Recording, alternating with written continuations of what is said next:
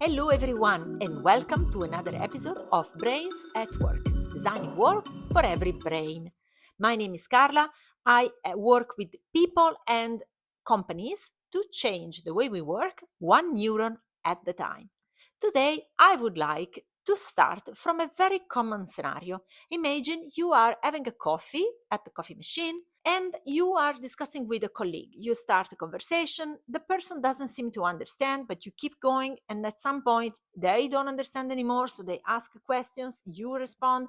There is a sort of a misalignment and nobody understands what has been said anymore, and all of a sudden frustration shows up on the face of you both, and a subtle discontentment is in the air. So you leave the conversation, you go back to your desk knowing that something there happened, that somebody or both are frustrated and maybe even offended for something that was said in a way that didn't land right.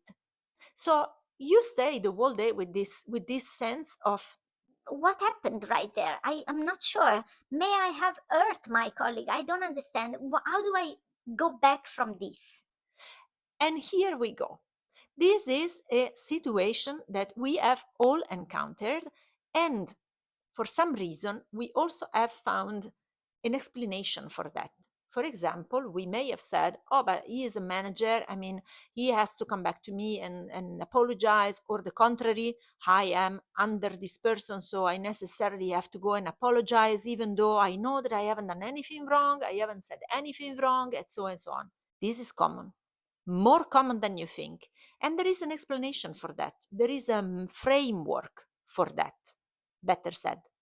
This framework is called the double empathy framework. Oh God, it's another empathy thing. There we go again. No, stay with me. Don't go away. Don't go away. Don't be irritated so quickly. Let me explain. When I talk about the double empathy, I'm talking about a very popular psychological theory developed and divulgated by Damian Milton in 2012. That's where it talks about double empathy, precisely in the explanation of the social misunderstanding that frequently goes with neurodiversity in the workplace. Did you hear that well? In one simple explanation, Dr. Milton is moving the responsibility of the failure of a conversation from the typical side where it is, so on the neurodiverse, because they don't understand, they this, then that, to both persons, which is exactly what we saw in the scenario I gave you before. When a social interaction falls short on empathy. That's exactly the point. It's a conversation, so it's an exchange. There cannot be other way to communicate than giving and getting back.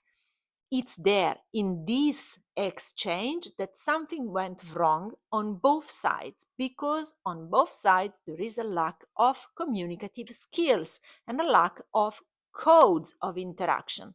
So what does this mean? Is that if we keep a community of people that are homogeneous, for example, all neurotypical, they are probably getting along very well.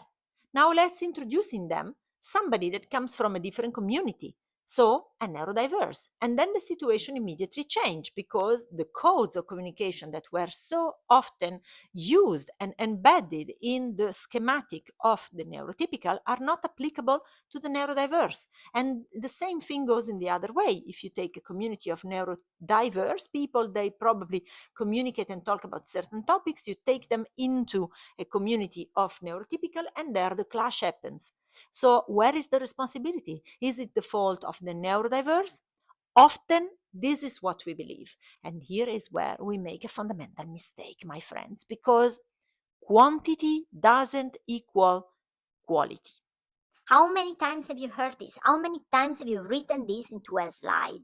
It's not because you are more numerous that this gives you an advantage. It's not because a whole IT company is run by male engineers that a woman engineer in there is gonna suffer. No, it's gonna suffer because you guys don't adapt. That's the point, because she is adapting. She is probably doing her best. In the same way, a neurodiverse team member is probably doing his best to run after your expectation. So now, do you want to keep your standards up there? Do you want to keep your expectation aligned with you, thinking that you are the best? Or do you want to create a common ground for innovation to start? Because this is what we are talking about, innovation. Whenever you leave space for things to happen, they will. Whenever you throw a stone in a lake, waves will come. If you don't do nothing, nothing will happen. This is a very basic rule of energy. Energy is never lost, it's always transformed. If you don't generate any energy, there is no transformation, no change, no improvement. So, what do you want to do? Do you want to stay on the side of the ones who are psycho-rigid and simply do things in the way the operating model dictate? Or do you want to do something and look into another direction to generate more innovation for your team, for your company, for your business? It's up to you. Until then, I will see you in the next episode.